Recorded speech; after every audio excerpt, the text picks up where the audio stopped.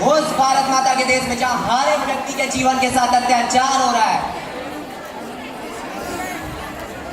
स्वागत है आप सभी का उस भारत माता के देश में जहां हर साल हजारों से भी ज्यादा डोमेस्टिक वायलेंस के केसेस दर्ज हो रहे हैं।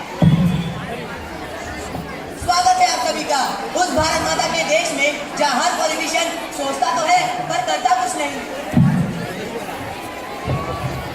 स्वागत है आप सभी का उस भारत माता के देश में जहां हर परिवार में कम से कम एक ऐसा इंसान होता है जो औरत को बोलता है अपने सपनों से कॉम्प्रोमाइज कर लो। हम नारी है नारी जो आज भी समाज के नस्लों में फेमस और हानी। एक दिन ऐसा आएगा जब हम उनके पैरों पे खड़े होकर दिखाएंगे। उस दिन इस समाज को अपनी सोच बदलना सिखाएंगे।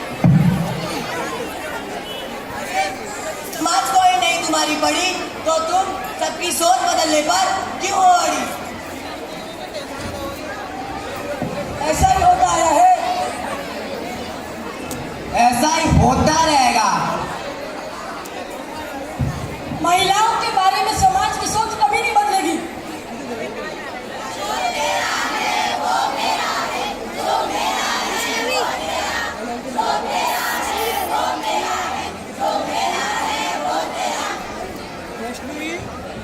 डैडी मुझे एमबीए करना है, अब्रॉड जाना है।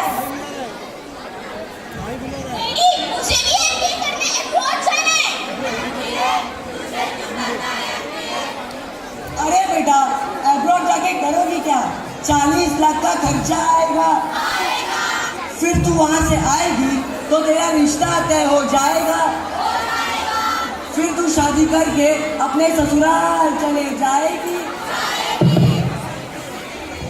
अरे बेटा, जब तेरी बात शादी पर याद उठती है तो तू शादी कर और अपने बाप की दुआएं लेती जा।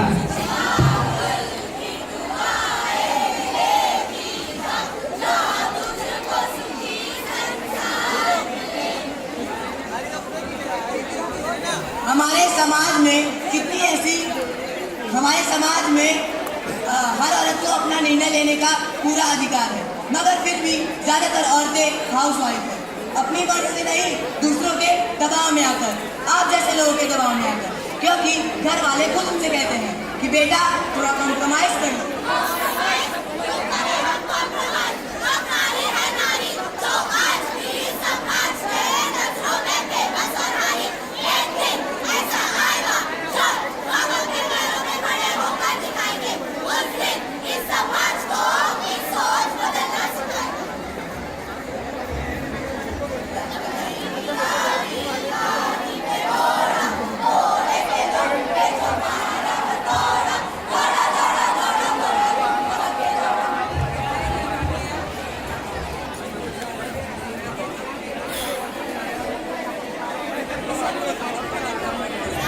मनोज, तुझे मेरे ही घर में पैदा होना था।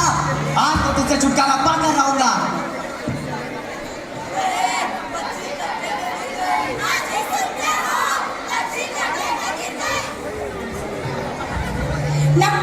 मैं वो अंजलि और आप देख रहे हैं अब तक का न्यूज़। चलो उस बच्चे के पिताजी से बात करते हैं और जानते हैं। हम बहुत खुश हैं। हमार मीडिया टीवी पर आई, हम टीवी पे आए, हमारा पूरा गांव टीवी पे आया। हम बहुत खुश हैं। क्या आप हमें बता सकते हैं ये घटना कैसी घटी? वो हमारी बिटिया खेल रही थी, खेलते खेलते गड्ढे में गिरी। नहीं, मैं झूठ नहीं बोल रहा हूँ। देश में कितने सारे गड्ढे हैं और हाँ, सरकार को हर गड्ढे का हिसाब देना होगा। और इसी के साथ सरकार ने अपने बचाव में बच्चे के भविष्य के लिए 2 लाख रुपए देने का ऐलान किया है। अरे ये तो बहुत अच्छी खबर सुनने में आई है। इसमें आपके विचार क्या? हम तो सरकार का शुक्रिया अदा करना चाहते हैं। क्या आपने सोचा आप इन पैसों का क्या करेंगे? अपनी खेती बाड़ी में इस्तेमाल करेंगे। और जब खेती बाड़ी होगी तभी तो बच्ची का भविष्य बनेगा। पढ़ लिख कर उसे करना भी क्या है, काम काज सीखेगी और चली जाएगी अपने ससुराल। हमारे देश में कितनी ऐसी छोटी बच्चियां हैं जो अब तक स्कूल नहीं जा पाती। सरकार की तरफ से 5वीं कक्षा तक मुफ्त शिक्षा होने के बावजूद हजारों लड़कियों के माँ बाप उन्हें स्कूल नहीं भेजते और उनसे कहते हैं कि बेटा थोड़ा कॉम्प्रोमाइज कर लो।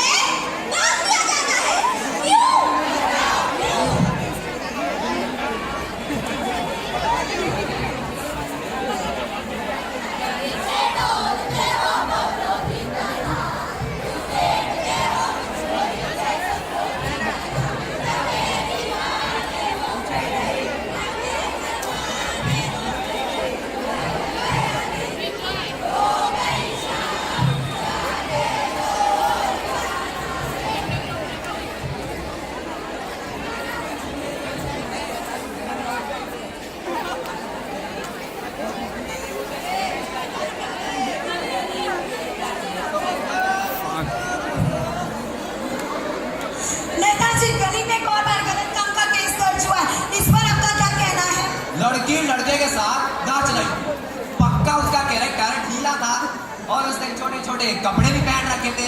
मतलब वो चाहती थी कि उसके साथ गलत काम हो। इसका मतलब यह है जिस लड़की के साथ गलत काम हुआ है उसे इंसाफ नहीं मिलेगा। अरे नहीं नहीं, पुलिस है, कोर्ट कचहरी है, देखते हो क्या कहते हैं। 6 महीने बाद विक्टिम को कोर्ट में पेश किया जाए। अरे 6 महीने बाद काम किसको क्या याद रहेगा? नेताजी, इस पर आपका क्या कहना है? अरे आप तो इसे इल्जाम लगा रही हो मानो हम ही ने गलत काम कर दिया हो। भाई भाई, हम तो अपने देश में औरतों में भलाई के बारे में ही सोचते हैं ना। अगर आपको सिस्टम से इतना ही प्रॉब्लम है तो आइए पॉलिटिक्स ज्वाइन कीजिए और सिस्टम बदलिए। हमारे देश में हर साल हजारों से भी ज्यादा गलत काम होते हैं और न जाने कितने तो केसेस दर्ज तक नहीं होते। परिवार की बदनामी और समाज के डर के कारण उनसे कहा जाता है कि बेटा थोड़ा कॉम्प्रोमाइज कर लो।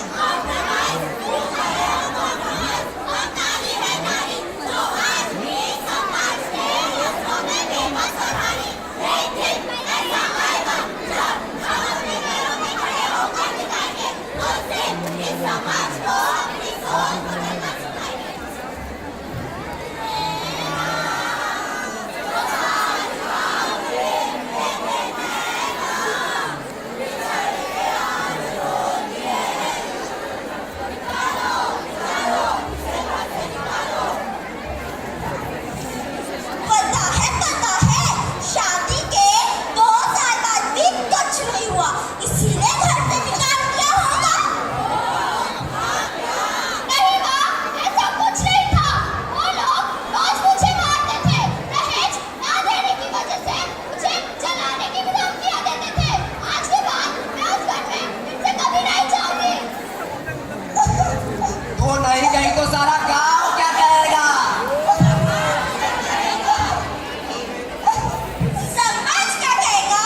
इसकी सबको पड़ी है, पर इस लड़की की दुविधा इसकी किसी को नहीं पड़ी है। अरे कोई तो इसकी मदद करो। पर नहीं, हमारे देश में सभी को एक ही सलाह दी जाती है कि बेटा एक बार फिर कॉम्प्रोमाइज कर लो।